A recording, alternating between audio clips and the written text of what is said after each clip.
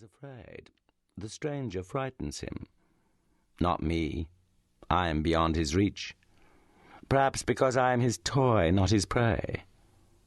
You want proof? Ask Catriel. Later. Catriel is gone. That's sufficient proof. You don't understand? Wait. You will, I promise. First, tell me, do I look younger or older than my age? Younger or older than Catriel? No, don't tell me. Don't trust appearances. I never do, though I feed on them. Look, I'm watching you. I'm speaking to you. Yet I'm sure of nothing, not even of the moment which unites us, you and me. I cling to you to become one with you, only to rise to the surface again alone, expelled from time, not from the tale. Thrust into the future, I feel myself overcome with pity. Despite what you may think, the end is not a new beginning. As for the present, I prefer to avoid it just as it avoids me. Here, look, a picture. 1,000 shrieking horsemen, their swords drawn, unleash their hatred against me and thirst for vengeance. Don't ask me why. To escape them, I feign death. Who are they? Crusaders? Of what faith? Cossacks in whose service? Frenzied peasants seeking what adventure, covered with whose blood? Alive, I am their enemy.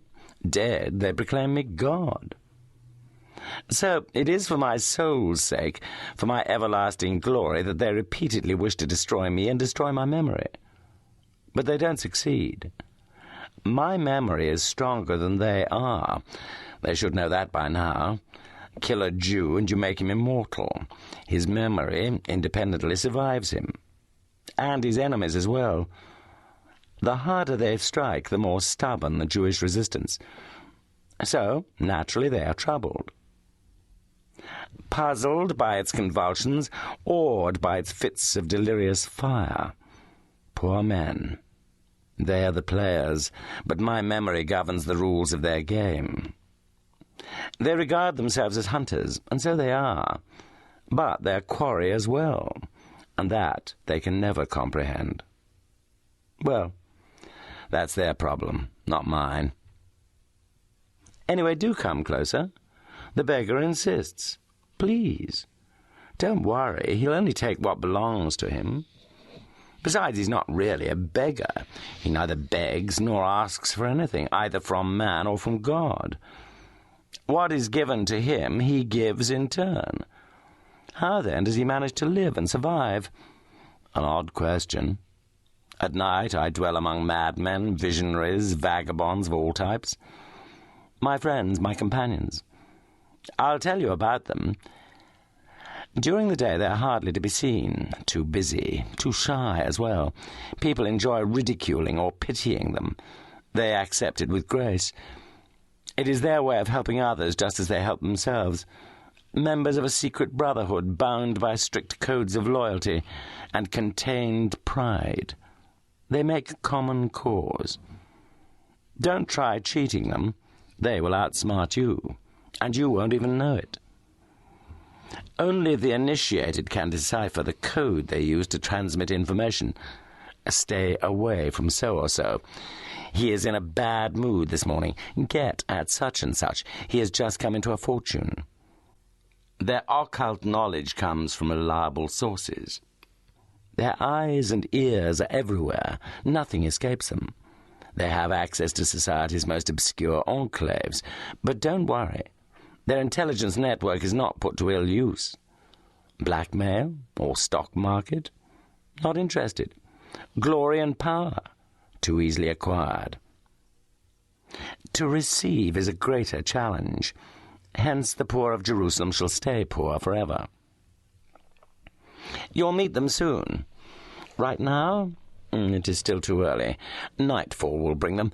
Then you will find them crouching in a semicircle on the bare ground not far from the wall, whose shadow is the shadow of men seeking refuge in its night. With their masks on, they will reminisce about the hostilities just ended, as usual. If they are to be believed, the entire victory was their doing. You will listen and decide for yourself, but you will not hear Catriel. You will not see him.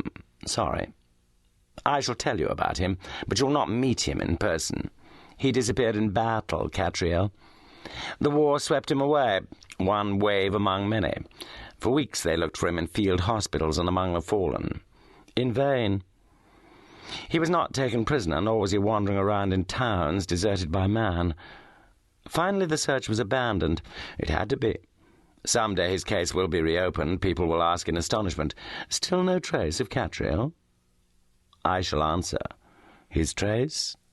I am his trace." He was my friend. We went through the war together. He did not return. So it is up to us to will his presence here amongst us. Though the others did not know him, couldn't have known him, they will bear witness for him and in his place. He did not resemble them? So what? Each of them has experienced more than one life and suffered more than one torment, visited many a country, obeyed certain laws and transgressed many others.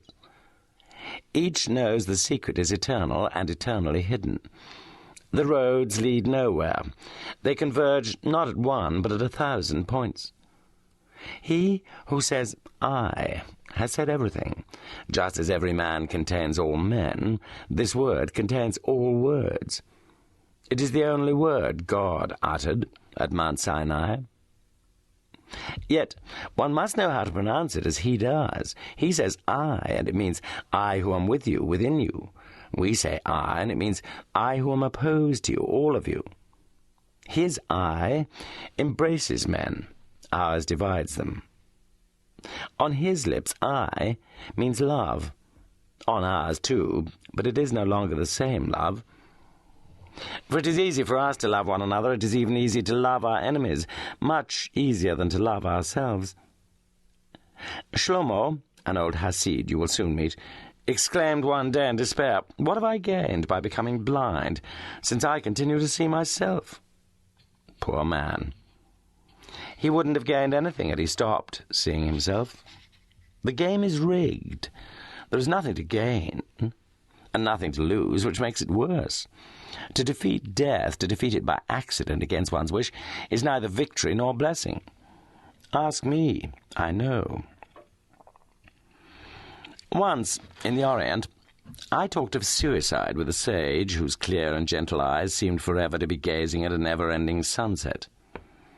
"Dying is no solution," he affirmed. "And living?" I asked. "Nor living either," he conceded. "But who tells you there is a solution?" You will not convince me he was not right. He was too wise not to realize that one can do without solutions. Only the questions matter. We may share them or turn away from them. Either way, you will in the end admit they hold no answers, only secrets. Rumor has it that Shlomo had his eyes torn out so as to safeguard his secret. But that is a lie, I swear it is. The secret became his long afterwards. One day he will reveal it, and the earth will tremble, I tell you. It has trembled already. My friends were affected by it. That's how they became beggars and madmen who build upon ruins. I sometimes plead with them. Enough of the war. I refuse to hear any more. Let the dead lie in peace. They usually heed me and change the subject. Some describe their childhood passions and thus allow me to fall in love with women they have never touched or even approached. Others evoke their youth and its unfathomable compulsion to redeem man and mankind. And what about Shlomo? Like me, the blind Hasid prefers to listen. At our first meeting, he shook my hand. "I am Shlomo the seer, and when the time comes, no matter how long it takes, that too is how I shall name the one I await. I have never met him, so I don't know whether he deserves it or wants it. But let him come and we shall see. You look at me with disbelief, I feel it. Right? You don't think he'll come? I do. He promised. That's my power over him. Without me, his fate would be incomplete. Whether he likes it or not, I am the keeper of his promise. Should I die before him without first returning to him his bond and his freedom, his secret would lose its meaning. You don't